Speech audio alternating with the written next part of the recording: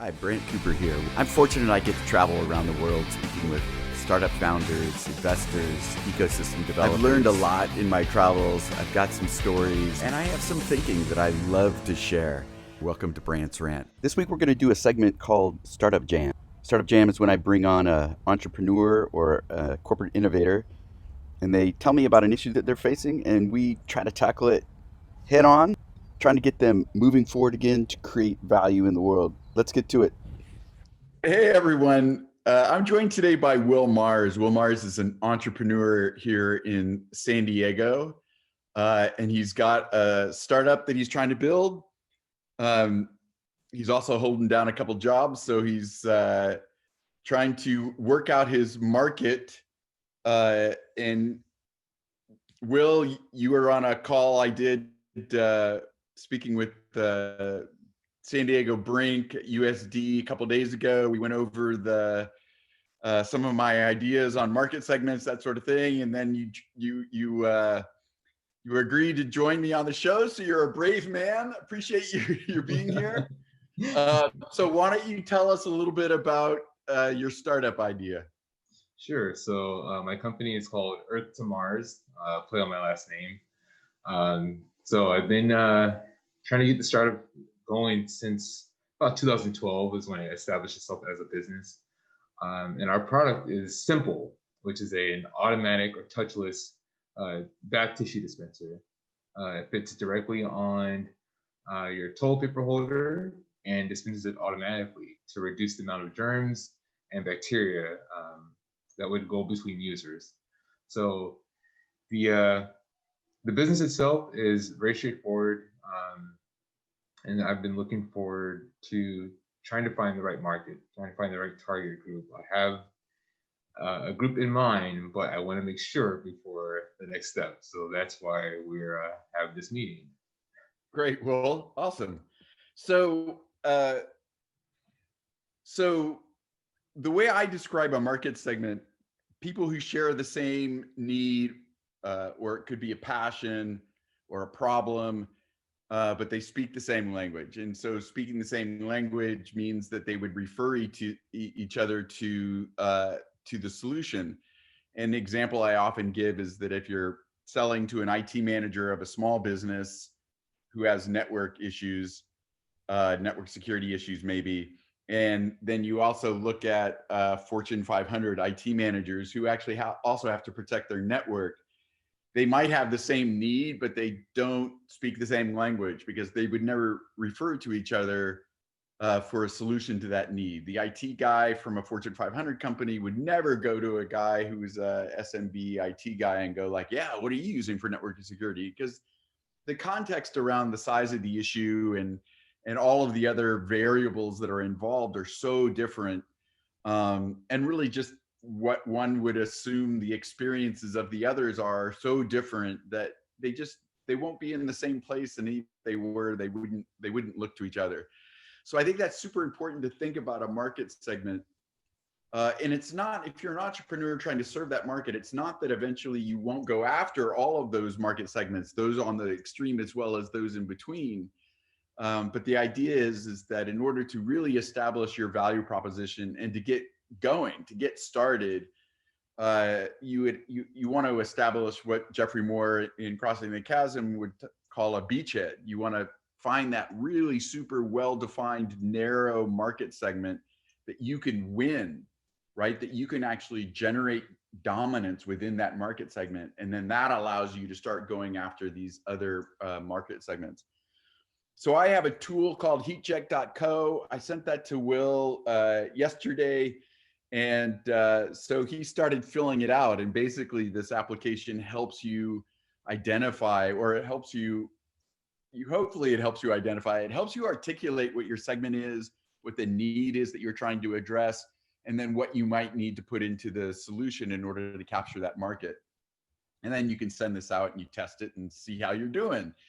And I wanted Will to use that because it's a way for us to attempt to describe this market and then maybe how to go after it in order to test and validate it. So this is really the customer discovery part of entrepreneurship, which is arguably the first step.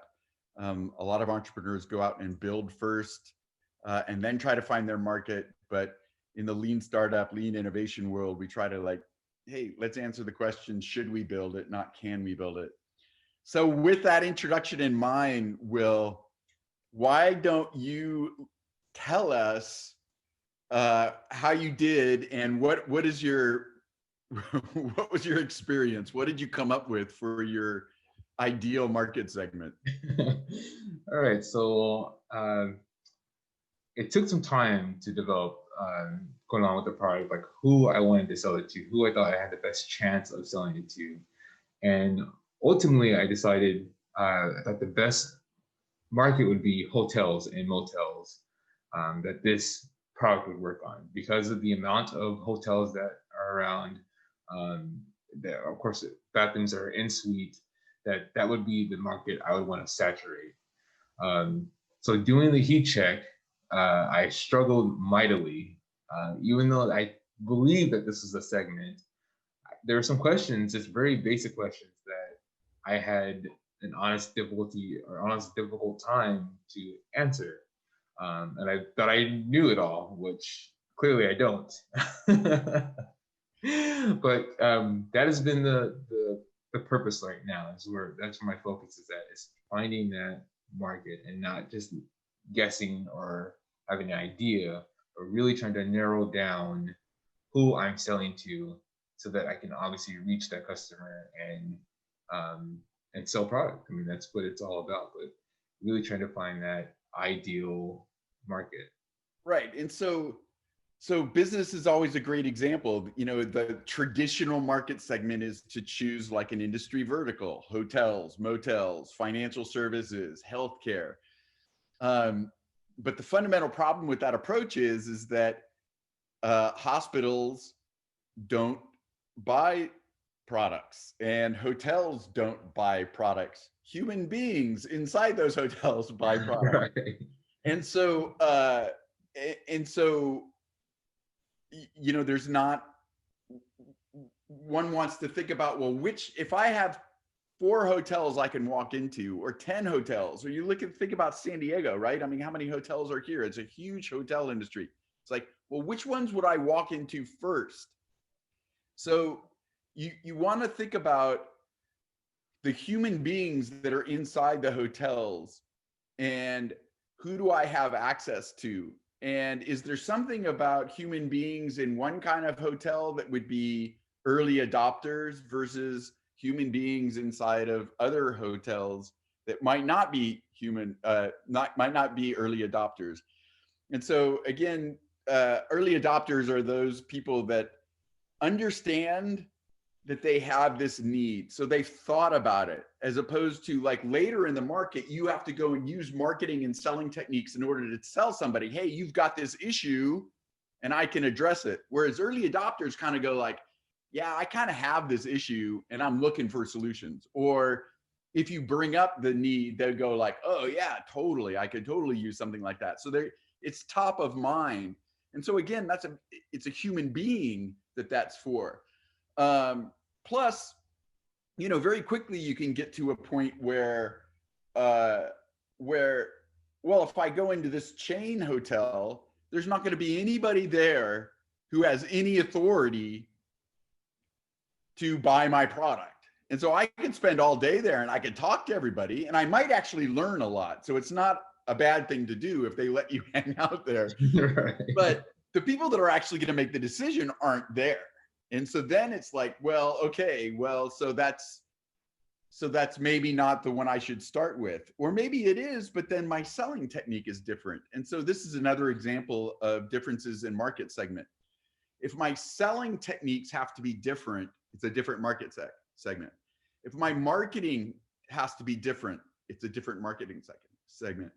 If the features of my product have to be different, it's a different segment. And you can start figuring out why one needs to narrow in or focus, because if you need different marketing and different selling and even different product features, you know, you actually have to be making and spending a lot of money before you've ever sold anything, right? Right. So I'm guessing that's kind of what you're what you honed in on. You're like, oh my gosh, he's asking for me to like focus in, and I can't get any more narrow than hotels and motels. So, so, Exactly. so if you started thinking about it, and you can use some things like firmographics, which are like demographics, but describe hotels. And let me just ask you a couple questions and you answer and see if that actually starts narrowing you in. Sure. So, what is the fundamental cause of the need for your product? So the fundamental cause is reducing the amount of germs and bacteria that we can spread in a bathroom between users. Okay. And so just that limiting that spread in there between multiple users that are staying in this suite or this restroom overnight, or maybe not even the same family, but just multiple users cycling in and out of this hotel suite, and then possibly germs being left behind or germs, bacteria being spread about. Okay, so that's great. So are long-term hotel suites your target market? Yes. Are they your ideal customer if what they have is the same customer that's staying there for 2 weeks? No. No. Good answer. Right? So, those aren't the dominant, hotel chains, but you've actually just eliminated part of the market. So all of the big hotel chains have hotel brands that are mostly dedicated to longer term stays, right? Right. So you can identify that as a market segment, you can write that down, but you're most likely not going to focus on that one because the turnover is less. So the managers or whomever makes the decision is going to be less likely to want it than somebody that actually sees a high turnover. Right. Okay, so now I'm going to ask you something on the exact opposite end of the spectrum. Somebody that turns over the hotel every hour, the hotel room, are they in your market segment? They're not my market segment. And why? Well, I mean, the turnovers, it's just too great. It's too. I'm guessing if I had to put it sort of in a, if I had to put it in a way that's like maybe not real articulate, but they don't care about cleanliness as much. Right. Right? Right. So think about, again, we kind of got to get it to that human level. If you're, in certain areas of major cities where what you're trying to do is rent that room out at every hour, you don't have the best hotel housekeepers that are going in and doing, the A+ cleaning job in between all of those suites, right? Right. Again, that's not a huge market segment, but I think I'm trying to illustrate that you can ask a series of questions that starts to get you honing in on what the ideal market segment is. So have you thought about what are, like, I've got a couple of ideas, but can you think of a characteristic about a hotel that, number one, they care about the cleanliness, and especially during these times, right? So this is a key moment here in the history. So they care about cleanliness, but they also tend to see higher turnover than, maybe hotels, maybe a different characteristic of a hotel. So I have something in mind, but I wanted to just throw that out there, ask you whether anything comes to mind, like, just so thinking maybe, thinking about hotels, who has a high turnover or a higher turnover, but would care about cleanliness. Well, I would think it would be the mom and pop or the hotel chains more that are less on the economic side, not necessarily the luxury, upper upscale restaurants, but those ones that are really counting on folks to come in and stay. Um, that's where my thoughts are at. And can you explain to me? It's not the one I had in mind, but it's not. I just have assumptions, just like you. So what about the mom and pop? Maybe their bed and breakfasts or inns, sort of the independent. What about them makes them? Do you think they actually have higher turnover, or you just think that the cleanliness part of it is more important to them, or what about them do you think makes them ideal? I would think the cleanliness, that maybe they're, like you said, they're assumptions, but maybe they're not, they don't have a lot of staff to be there to be cleaning, every day, or just don't have the manpower to make sure the bathrooms are kept clean, and not necessarily having to do it every 45 minutes, every hour or so, but that they're dependent on, when it gets clean, that it remains clean, throughout the time. That's what I'm thinking. Yeah, so I think that's true. Again, the whole purpose of this exercise is for us to expose our assumptions, because then we can go out and test and validate those assumptions. And so it's fine that we all work with assumptions. We always do. It's just admitting that we're working with an assumption. And so then we need to go out and test it and fix it. Right. So I think that that's true. So one of the things that I was thinking about is hotels, real hotels. Again, we're talking about, real hotels, but those are next to transportation. So like the hotels that are close to port, or even to a station, because people tend to stay there their way in or on their way out, not necessarily where they'll stay for their whole vacation. So like if I come into San Diego, eventually maybe I'm going to go stay downtown because I'm near the gas lamp district and I want to get to the zoo easy. Or maybe I'm going to stay near the beach, or in the Mission Bay area near the beach, that also is not that far away from SeaWorld, which I guess is not quite as popular as it once was. But you can start sensing how, like, I'm going to stay 3-5 days at a time at some of these other hotels because they're close to where the tourist destination is. But on the way in or the way out, I might want to stay by the airport so I can get to my plane easier, that sort of thing. Okay. But I do also like the independent nature that you're talking about. So frankly, it could be the combination of those things. So if I went and looked at a list, for example, of, well, show me all of the independent hotels that are near the airport, or number of independent hotels that are near a train station, or up in the Bay Area, there's a number of independent hotels that are just a couple of miles away from San Francisco Airport. But anyway, so the long and short of it is that if you were to focus on, for example, just as an assumption, as a posit, instead of like, I think all hotels and motels are my target market, to I'm going to target independents, maybe run by mom and pop, maybe run by a small family, but even if not that, small business, independent hotel that it's near transportation systems. You've just cut down the number of hotels for you to reach out to from 1,000 to a handful. Right, and a handful is suddenly what is doable. A handful is something that we as entrepreneurs, or yourself, you're holding down 2 jobs. You don't have a time to like write emails or letters or try to get introductions to 1,000 hotels.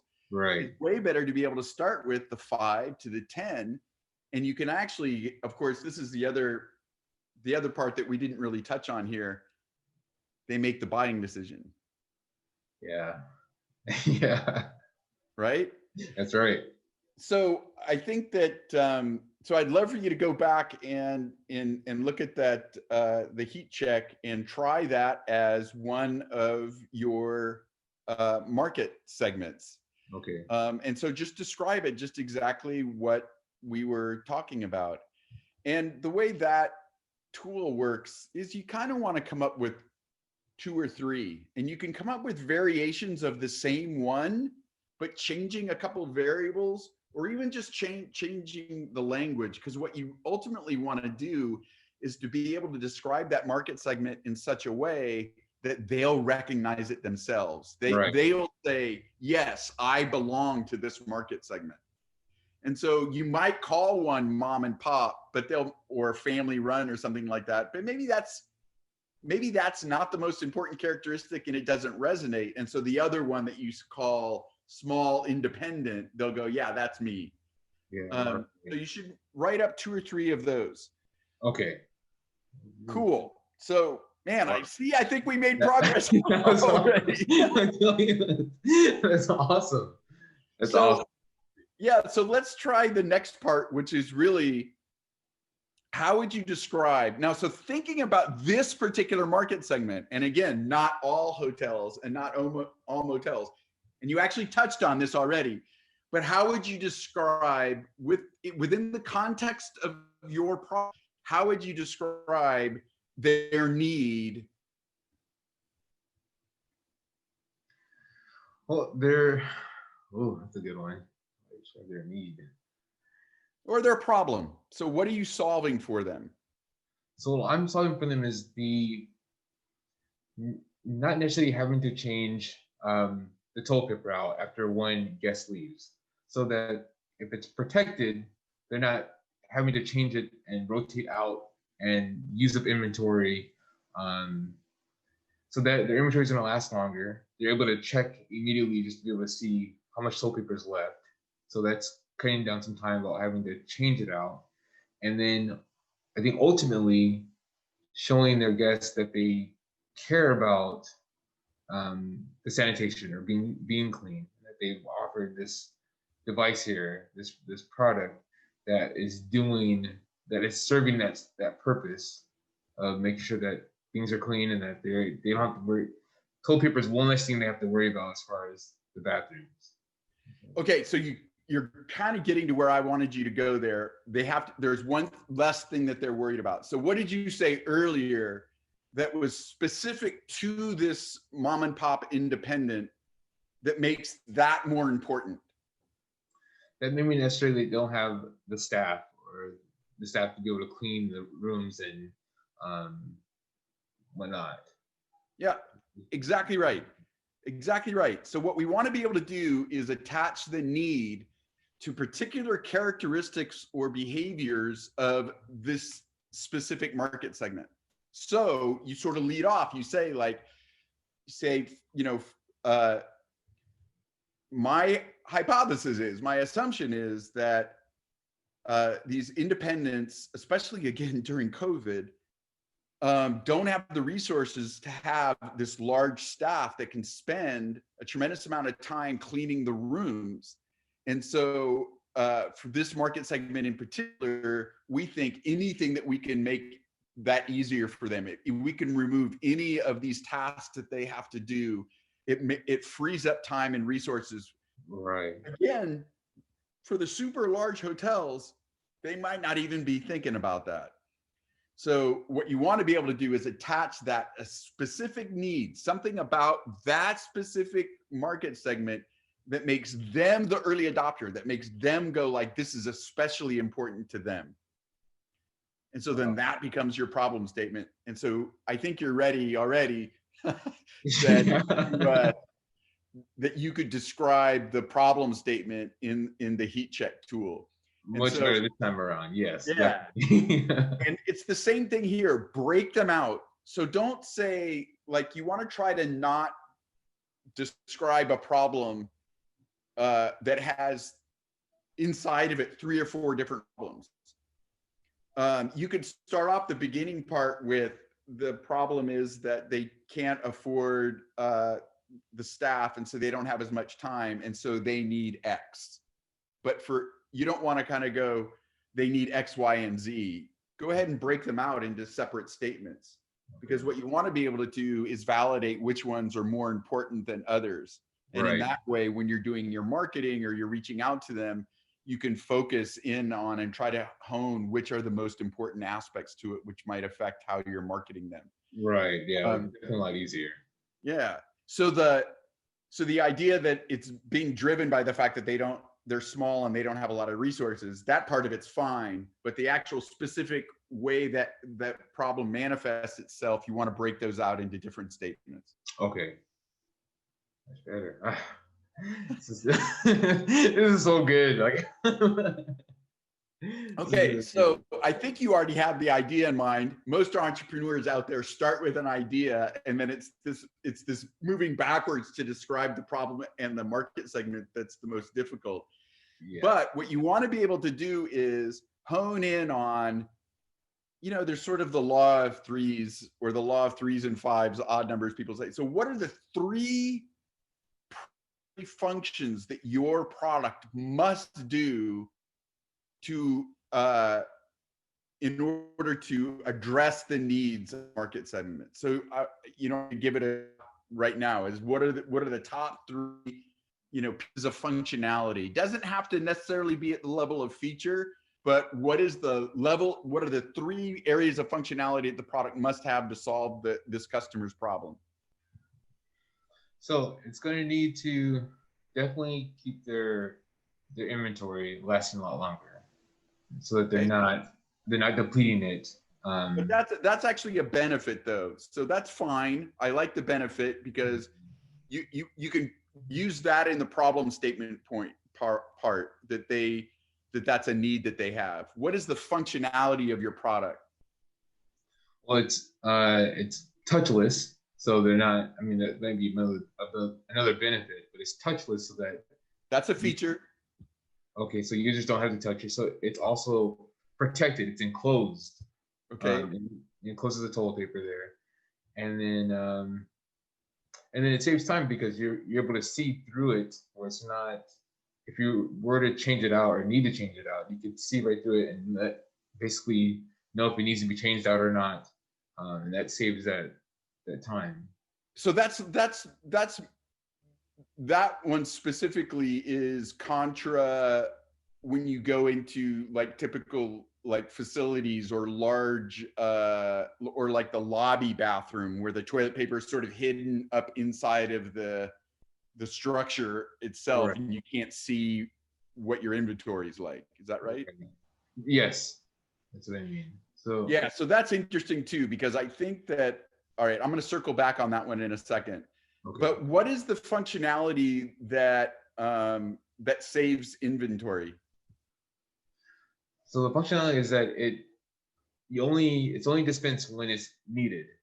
So it's not like it's just constantly running, or you can just pull it by hand and the roll is just depleting, at a rapid pace. So it's only dispensed, a few sheets here, a few sheets there.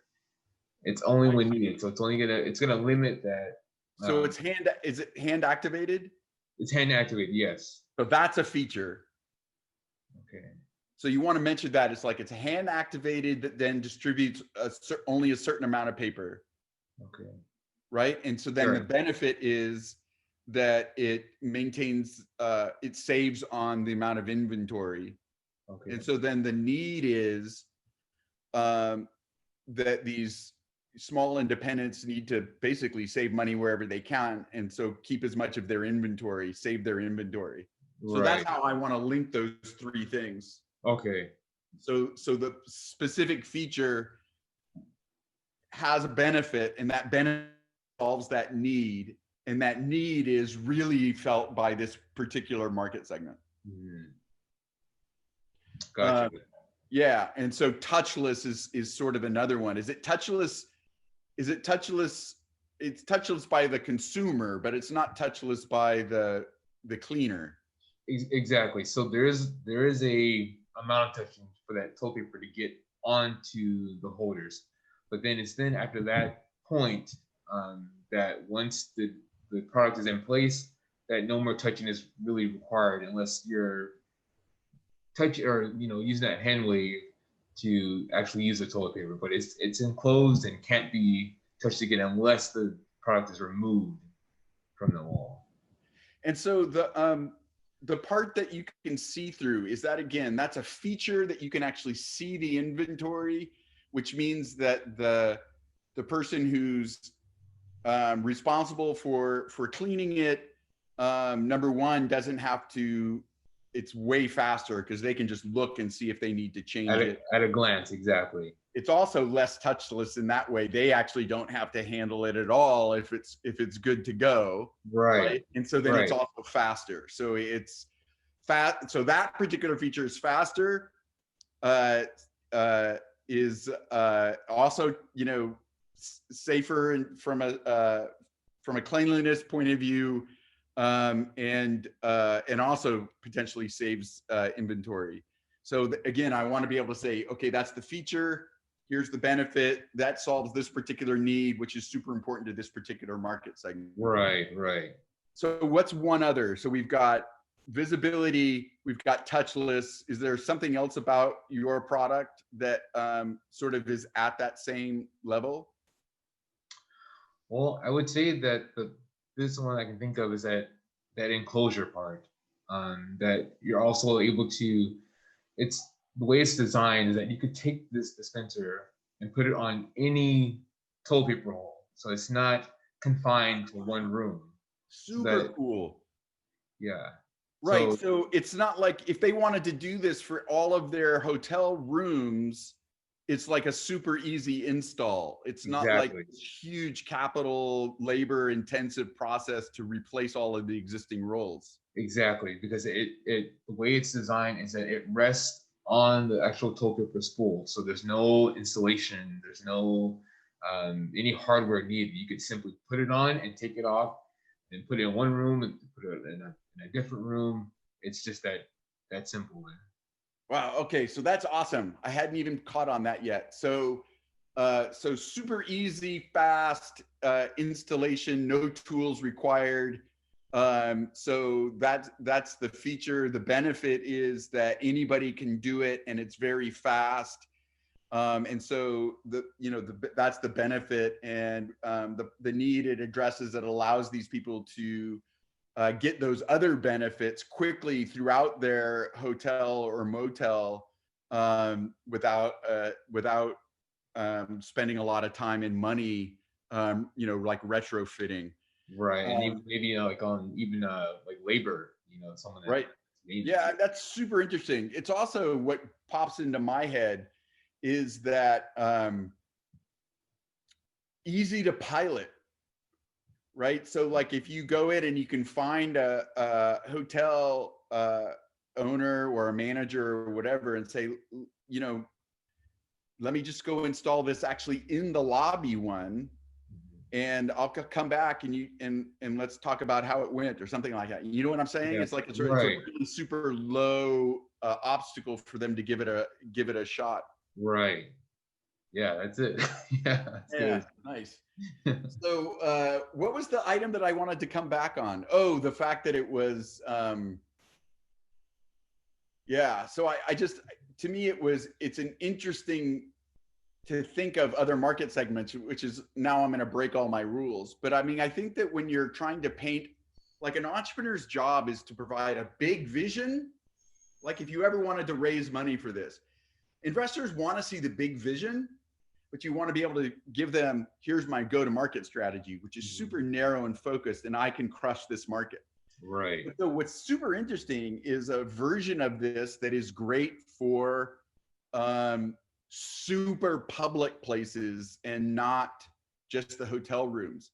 So I'm not sure that you want one that's completely just resting on top because people might walk away with it. But if you can think about like stadiums or other public venues that in the future are going to be way more worried about this type of cleanliness. There's a version of this thing, especially you'd want it still to be easily installed, but you don't want somebody to walk away with it. But it's super interesting how the visibility aspect of it and the control over the quantity being dispensed is super important. And that ROI, the return on investment for the big public places might be super interesting. So at some other point, maybe we'll have you back on to talk about some of those other market segments. Oh, that sounds good. Yeah. So why don't you, can you repeat back to me now? So your market segment, the needs and the, I'm gonna put you on the spot here. Put me on the spot. Just give it a try. How are you going to go fill out that survey now? Well, I'm going to identify not just hotels and motels, but like you said, that those transients that are close to airports and train stations that are going to have that turnover enough to where this makes sense, as opposed to some luxury hotel that's in the middle of the city that is going to see those families that are transit that are there for a week or so. But we want to get those two, and then. And what else about those owners though? About the loaners?